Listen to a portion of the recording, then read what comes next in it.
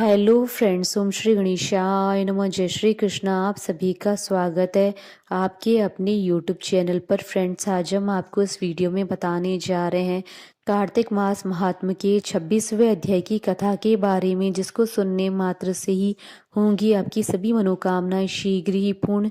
Friends, video शुरू करने से पहले आपसे रिक्वेस्ट है, अगर आप हमारे चैनल पर नए हैं और आपने अभी तक चैनल को सब्सक्राइब नहीं किया है तो प्लीज़ सब्सक्राइब कीजिएगा चैनल को, साथ ही प्रेस कीजिएगा बेल आइकन को, जिससे नए वीडियो से रिलेटेड नोटिफिकेशन आपको तुरंत प्राप्त हो सके। और वीडियो पसंद आने पर वीडियो को लाइक और शेयर जरूर कीजिएगा, ताकि सभी भक्तों को इस वीडियो का लाभ प्राप्त हो सके। और कमेंट बॉक्स में जय श्री कृष्णा जरूर लिखिएगा।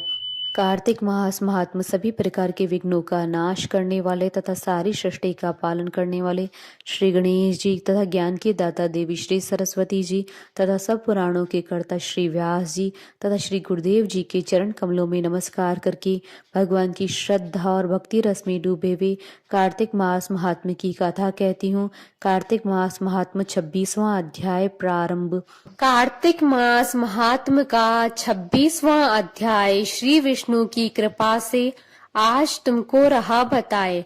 नारद जी बोले, इस प्रकार विष्णु पार्षदों के वचन सुनकर धर्मतत्त ने कहा, प्राय सभी मनुष्य भक्तों का कष्ट दूर करने वाले श्री विष्णु के यज्ञ, दान, व्रत, तीर्थ सेवन तथा तपस्याओं के द्वारा विधि पूर्वक आराधना करते हैं। उन समस्त साधनों में कौन सा ऐसा साधन है जो भगवान विष्णु की प्रसन्नता को बढ़ाने वाला तथा उनके सामीप्य की प्राप्ति कराने वाला है। दोनों पार्षद अपनी पूर्व जन्म की कथा कहने लगे।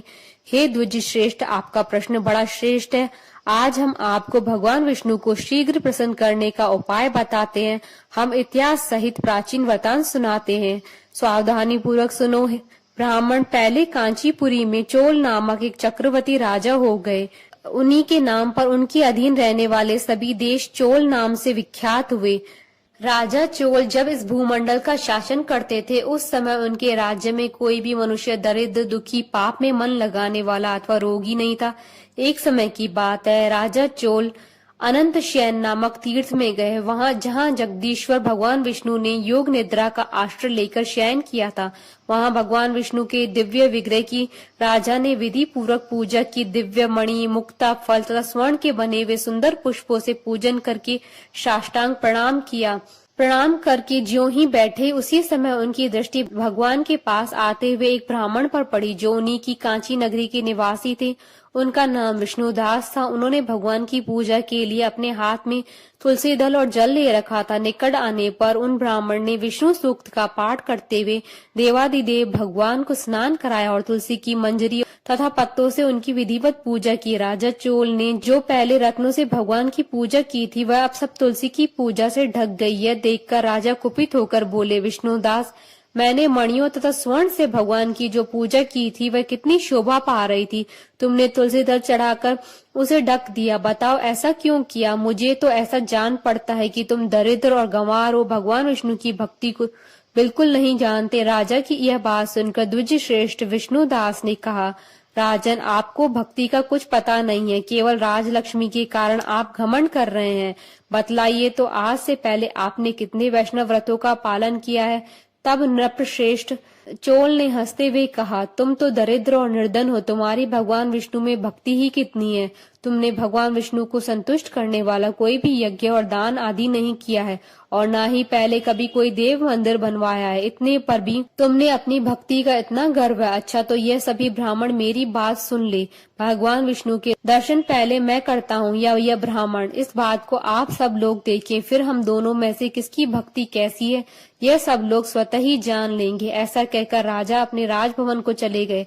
वहां उन्होंने महर्षि मुग्दल को आचार्य बनाकर वैष्णव यज्ञ प्रारंभ किया। उधर सदैव भगवान विष्णु को प्रसन्न करने वाले शास्त्रोक्त नियमों में तत्पर विष्णुदास भी व्रत का पालन करते हुए वहीं भगवान विष्णु के मंदिर में टिक गए। उन्होंने माघ और कार्तिक के उत्तम व्रत का अनुष्ठान तुलसी वन की रक्षा, एकादशी को द्वादक्षर मंत्र का जाप किया, नृत्य गीत आदि मंगलमय आयोजनों के साथ प्रतिदिन षडोपचार से भगवान विष्णु की पूजा आदि नियमों का आचरण किया। वे प्रतिदिन चलते फिरते और सोते हर समय भगवान विष्णु का स्मरण किया करते थे। उनकी दृष्टि सर्वत्र सम हो गई थी। वे सब प्राणियों के भीतर भगवान विष्णु को ही स्थित देखते थे। इस प्रकार राजा चोल और विष्णुदास दोनों ही भगवान लक्ष्मीपति की आराधना में संलग्न थे।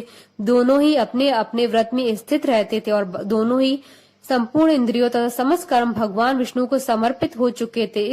इस अवस्था में दोनों ने दीर्घ काल व्यतीत किया। इति श्री कार्तिक महात्म्य 26वां अध्याय संपूर्ण।